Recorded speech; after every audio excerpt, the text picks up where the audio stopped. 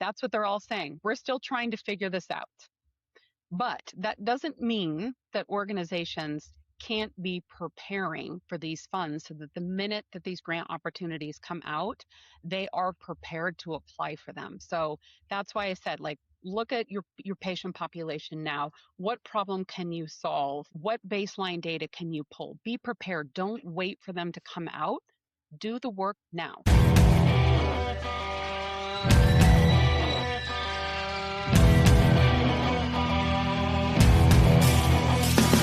Try to fix the current system or reimagine something new. Will healthcare ever serve consumers just like me and you? The power's in our hands, but every side's gotta come together. We want the newer generations to get something better. Until we flip the script and talk about what gets prevented. Until we see the changes permanent as if we meant it. Until healthcare is finally consumer-centered. We've got a lot to rap about. Welcome back to the leading podcast about how consumer health works. We spotlight how healthcare is being designed, marketed, and delivered from the consumer point of view, and profile leaders who are championing the move to preventive care. If you want to understand healthcare both as a builder or operator and as a consumer yourself, this is the place for you. Here's what's going down today. First up, we have the Flava of the week about Cityblock's rumored acquisition of Homeward Health. How are the two primary care startups reportedly considering joining forces, and how can building within existing payment models lead to expanding access to those who need it the most? I'll talk about that. Then Carrie Foote breaks down the Rural Health Transformation Program in plain English and shares how rural health clinics should be thinking about partnerships with hospitals, tech vendors, and state agencies. I'm Jared Johnson. Let's get it. A rumored acquisition could expand access to consumer-centric care among low-income seniors. According to Endpoint's News, Cityblock Health is in talks to acquire fellow General Catalyst-backed primary care startup Homeward Health. The article quotes an anonymous source and says the proposed acquisition combines two health tech startups providing primary care services, as well as support for non-medical factors that affect health outcomes, such as getting access to food, transportation, and housing. Cityblock works with lower-income patients on Medicaid and Medicare plans, while Homeward services patients in rural areas, mostly on Medicare Advantage. The combination would help Cityblock further expand in Medicare. What's the consumer lens? For consumers, the biggest benefit could be a more connected healthcare experience across different stages of life. Together, the combined organizations could bring coordinated primary care, behavioral health, home-based services, virtual care, and care navigation to a much broader population, particularly those who have historically struggled to consistently access healthcare. Rather than losing care coordination when transitioning from Medicaid to Medicare, patients could remain within the same care ecosystem, reducing the need to change providers or repeat their medical history. Rural communities in particular would stand to benefit from expanded telehealth, home visits, and chronic disease management, while the company's value-based care model emphasizes preventive outreach and addresses social needs before health issues become emergencies. If executed well, the merger could make healthcare more proactive, coordinated, and accessible for many of the nation's highest need patients. And while some may question the need that General Catalyst could be playing in the deal, I see little downside to expanding models of care that, for the most part, seem to be working when patients and families need it the most. Let's consider how building within the existing payment models of Medicaid and Medicare can be what brings more consumer-centric care to those who need it the most. That's another way that we'll build the healthcare of tomorrow, and that's the Flava of the week. All right, everyone, let's get into the flow. My guest this week is Carrie Foote. She's the founder and principal consultant of Foot Forward Health Strategies. We're going to dive into topics that are really in vogue right now, as well as being able to leverage a lot of the experience that Carrie's had in this space. We're talking rural health, we're talking RHTP, we're also just talking more broadly about not only the rural health landscape, but how that has to come into play with, I think, a lot of other trends that we've been talking about lately. And the bonus is that she is also based here locally in Arizona. So very excited. Carrie, welcome to the show. Thank you so much for having me today. Happy to be here. I hope I introduced you correctly there. Do you want to give us just, a minute or two about your background? Like, what would you like our listeners to know about you? Sure. Yes, that was the perfect introduction. So I've been in healthcare since 2004.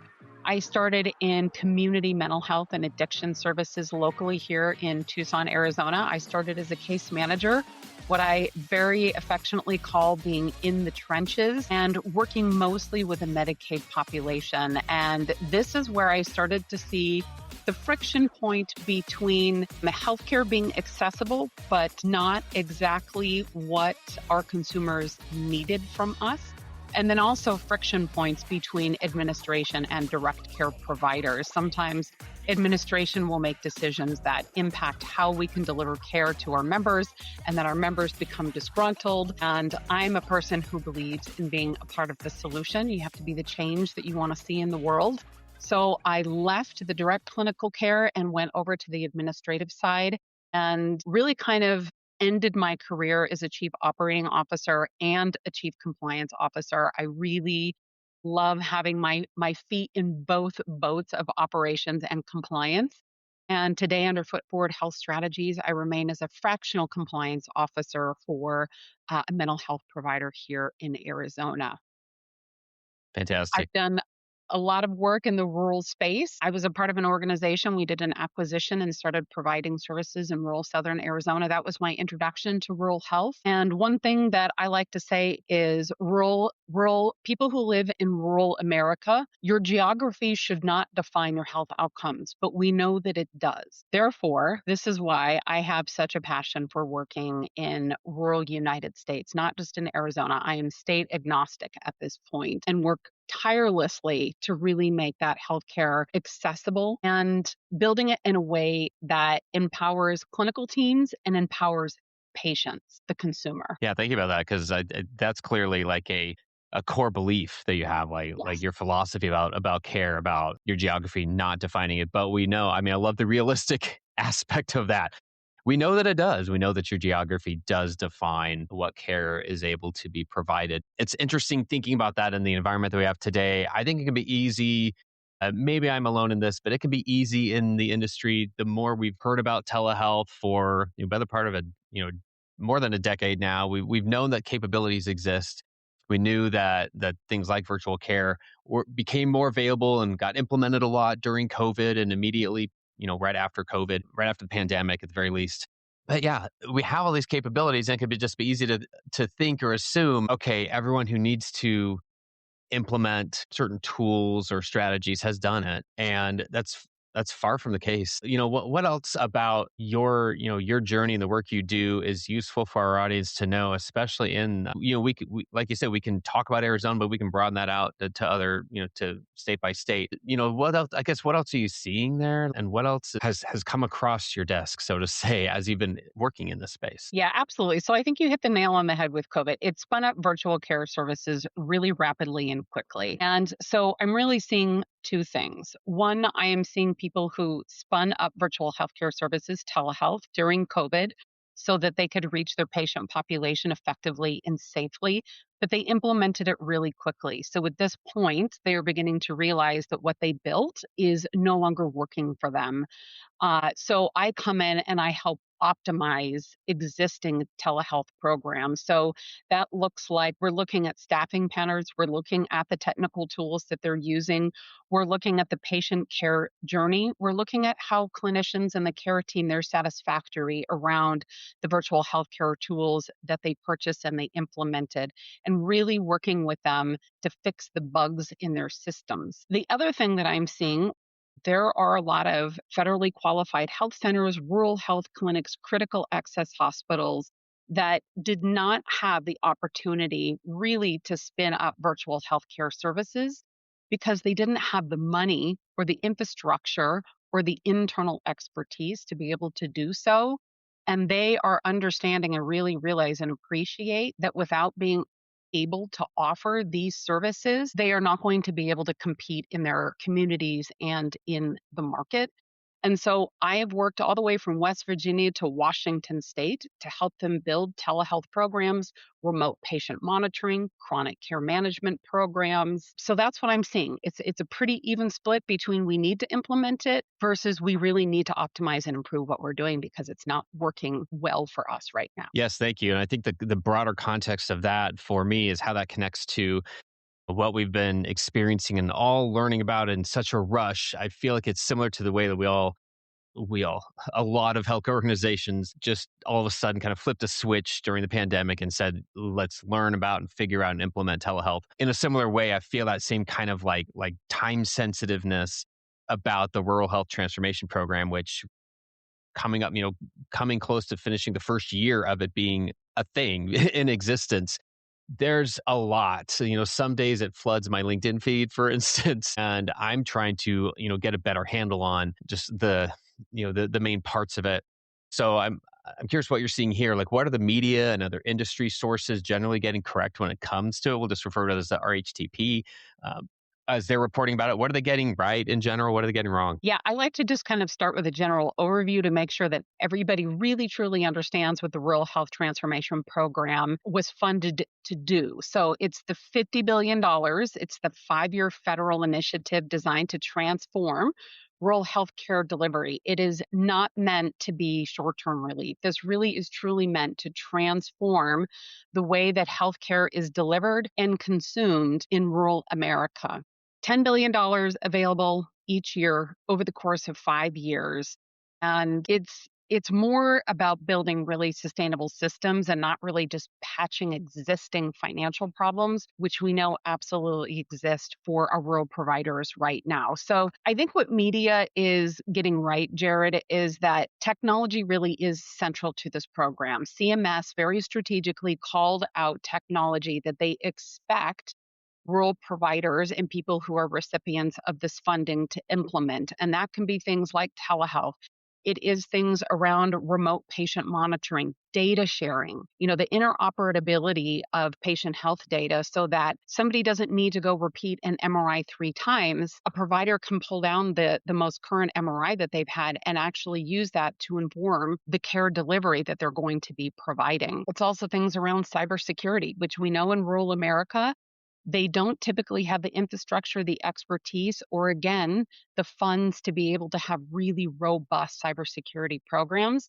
And that is absolutely impacting our providers and patients alike. So those are a couple of examples of the technology. What they also are correctly connecting is that RHTP is designed to help somewhat offset the Medicaid funding challenge and hospital sustainability issue.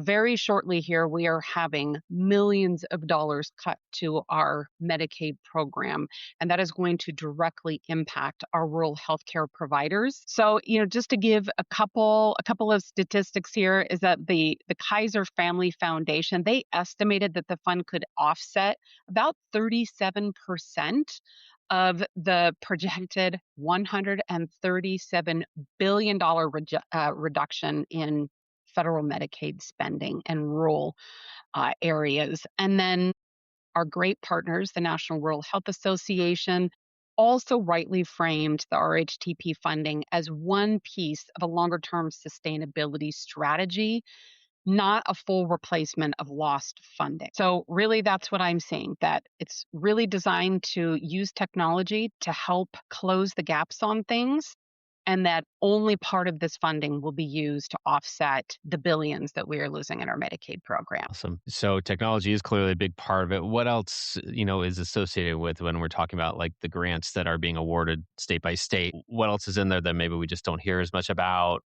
Or because I understand that probably that's the main thing I hear a lot about, but then I'm also seeing and hearing opportunities to connect communities, right? Like if as a rural health clinic or an FQHC, is implementing something that they've gotten awarded through this program, they still then need to connect their community and like let people know about it. Like do some outreach about that. Is that included, or what else could be included? I guess. When you started talking about connecting with the community, I immediately started thinking about partnerships that grantees or people who are applying for these grants should really be considering. Who are your community partners that can help get the word out about a new program that you're starting and that you're implementing? And those are things that you should think about from the very start when you're thinking about applying for these funds. And if we want to dive into some practical advice for people who are going to be applying for these funds, I have a bunch of it. Yeah, let's do that. I have a lot of strategic practical advice. So here is the first one. Know what your state promised CMS they were going to achieve. Please go look at your state's plan and read exactly what they promised CMS they were going to improve and change. Because if the state cannot demonstrate that to CMS, CMS is going to claw back that state's funding. What's going to hurt even more for a state is that there is another state that is performing really well. They're going to give your dollars to that other state. That would be a big rub, I would think, for a state. Not only did we lose it, but we also had to give it to another state. So that's the first one. The second one, now that you know what your state was trying to improve, Is that something that your organization can actually approve in your community with your patient population? Do you have the infrastructure that you need? Do you have baseline data that you can pull to say, hey, look, this is where we are today. We are going to go apply for this funding, and this is exactly how we're going to improve the patient health outcomes in our community, which will then help our state move the needle and demonstrate to CMS that the funding that they gave to us was used for the betterment of our communities throughout the state. And thinking about those partnerships, if you don't have everything that you need to move the needle, who is a natural partner? Don't try and force the partnerships. Really look for people who are well aligned with your mission, your vision, your objectives, your patient population, and write them into the grant with you. They could even be a sub-awardee of the grant that you're going to be receiving. I think the other thing to your point about some technical assistance for these organizations, if they don't have the internal expertise, write into your grant, find a consultant or consulting firm who can help you implement the program that you're trying to design. You really need to do an internal inventory to see if you have the expertise that is needed to really fully implement and sustain the program and produce those measurable outcomes that you can prove. So is part of the complexity here just because it varies so much by state, that we can't just blanket say like here is the generic, guidance about things like partnerships, like does it vary a lot by state, I guess? It does. Every single state wrote a different application. Every single state's application brought in things like technology and workforce development, access to specialty cares, a hub and spoke model. But each one of them focused a little bit differently on each one of these topics. They have different measurements that they promise to CMS. Some of the measurements that we saw in some of the states' applications look more like inputs and outputs versus really reducing things like ED visits, hospitalizations, A1Cs, blood pressure. For me, when I am looking to transform rural healthcare, that's really what I am looking for in an organization. Are you trying to improve your population health versus, hey, we started a telemedicine program and we had 152 visits last year? Like, okay, but what did those 152 visits last year actually produce for your patient population? Yeah. Okay. So I would guess most organizations have a foundation, at least to that point of being able to capture some data, some results. And so you're saying like connecting that, taking it further and understanding like how the grants are being determined. And to your point, I mean, the part about like CMS could grant some of those funds back to another state at some point. Yes. Like that's sobering is not the right word, but like be aware of that, be aware that this all has to do with some kind of accountability at a very high, broad level across the whole state. So you're plugging in and being part of that ideally and showing some transformation. And if not, it's not going to last the same way. So yeah, okay, interesting to know some of those kind of guardrails in terms of when organizations are plugging in and saying like, okay, what's our part? Like, what are we implementing here? Yes. And I think just a couple more things to know about where we are today with the Rural Health Transformation Program is that CMS is still issuing guidance to states on what they must comply with in order to be successful with the dollars that they were granted, that they were already awarded. Therefore, states are still trying to figure this out. And this is why we have had such a slow trickle out of RFPs for states, because they're really still trying to figure out like, how do we comply with all of the regulations that come along with this funding? So to date, I just looked at it this morning, we only have 4 states that have started to deploy requests for proposals and notice of funding opportunities. We have a lot that are in the pipes and will be coming down. Here in Arizona, we have the Office of Economic Opportunity Access, our state Medicaid plan, and then the Arizona Department of Health Services that will be really deploying these funds. And we have yet to see anything come out in our state. And I don't think that we're going to until later this month or maybe even a little bit more midsummer, because again, you've got access really still trying to figure out CMS's guidance. Same thing with the Office of Economic Opportunity. I just heard the leadership from these 3 departments speak last week at the Arizona Center for Rural Health Conference.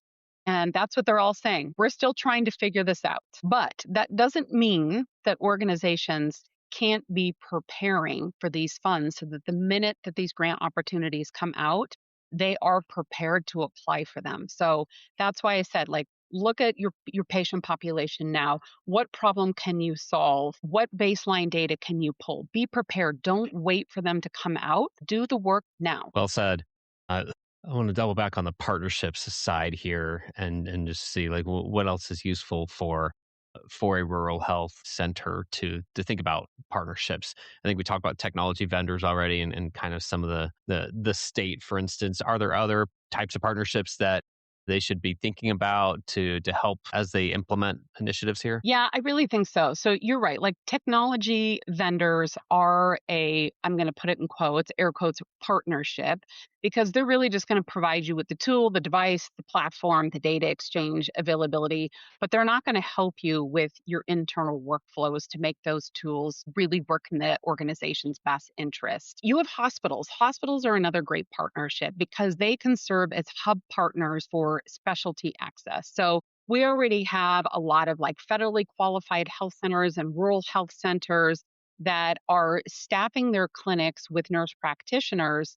And they have a partnership with a larger healthcare system like a hospital that they can do those e-consults when they have somebody come in that is out with a problem that is outside of their scope of practice. They can do an e-consult, be told exactly how to manage and care for their patient. And that means that they can keep the patient local. And for me, when we talk about accessibility, keeping care local is at the heart of that. So please think about not only hospitals, but other more mature, robust, well-resourced healthcare systems in your area that can be a true partnership to you. You know, here in Arizona, we have, for example, Benson Hospital. It's a critical access hospital that has a really well built out relationship with Tucson Medical Center to do things like their telecardiac rehab, for example. If you had to send somebody from Benson up to Tucson to do cardiac rehab, it becomes really cumbersome. If you have a cardiac issue, you are tired. So being able to keep your care local really is better for patient outcomes and just their mental and emotional health as well. So let's look at where this can get us. Like let's look at what success can look like. You think 3 to 5 years ahead. Again, we're in the first year of this. It's a 5-year program. What do you hope success looks like as we get closer to that 5-year time frame? How does it actually transform rural health here locally, maybe in Arizona, but also in other states across the country? What does success look like here? I think it looks like that's a two-part answer for me. And the first one is that people built systems and projects that actually met the needs of our patient population. Did we build something that patients needed, that they wanted, that they found useful, that produced really meaningful outcomes in their healthcare journey? If we don't hit the mark on that, I think we have failed. So that means that our healthcare organizations really need to be paying very close attention to patient feedback. And when you are getting feedback that tells you that you need to iterate and change what you're doing, follow that lead, please. I think the second success metric for me would be that what was built with these funds is sustainable past the 5 years. We can't just get it right for 5 years and then fail after that because none of it was built sustainably. We have no promise of this funding continuing past fiscal year 2030. So make sure that what you build is what the consumer needed and wanted, and make sure that it is sustainable. Love that. Well, imagine what type of progress we can be talking about if we're anywhere close to that along the way, and what we can be seeing in terms of bringing healthcare not just closer, but I agree. I think on the technology infrastructure side, for instance, we can see a lot of progress. I think it's clearly a relatively new focus area as far as funding being available. So I can see that being a focus, and then thinking about what that ultimately can do for someone who has always just said like our only choice for care is to either do something virtually or travel a long way. You know, have even if that's, a few hours, couple hours, we're always talking about the impact of care not being available or accessible nearby. And so, yes, like all those things will apply. So I would guess we could see some progress there as well in terms of people seeking the care that they need, partially because now it's available more locally, like closer to home. That again, it's not that easy. There's a reason why we haven't gotten to that point before this. Like, Yes. this is not an easy thing. Transformation is a capital T. So it's going to be a concerted, sustained effort. But as we do that, I just see such value in the work that's being done. So, I'll try to offer encouragement in this space for those who are in the middle of any part of this, any kind of application. So really appreciate the time, Carrie, and just being able to think through all of this. As we wrap up here, just, I guess related to that, I'd love to hear just in a broader sense, is there one achievable thing that we can do by the end of 2026 to make rural healthcare more consumer centered? I'm going to go back to really engaging the patient to help you design what you are building. That is something that you can do right now and have a really good idea of what your patient population needs. I really cannot stress that enough, because I have been working with organizations who have brought in things like remote patient monitoring. They've built a telehealth access point in their local library, and it's not being used.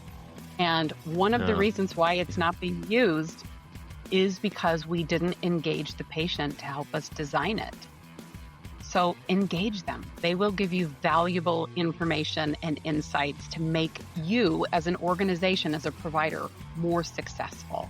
And to your point, that is something we can start now and achieve by the end of 2026. I will say too that you as an organization, if you're thinking about applying for this funding, but you're a little unsure of what it's going to look like, how it's going to impact you as an organization, wait for the first year of funding to be done so that you can learn lessons from others and then think about applying for the funding in year 2. Great advice. Well, perfect. Thanks for giving us some time here. Thanks for everything you're doing to make healthcare more consumer-centered. We're looking forward to the transformation that's happening here in this space, and appreciate the time today. Thank you, Jared.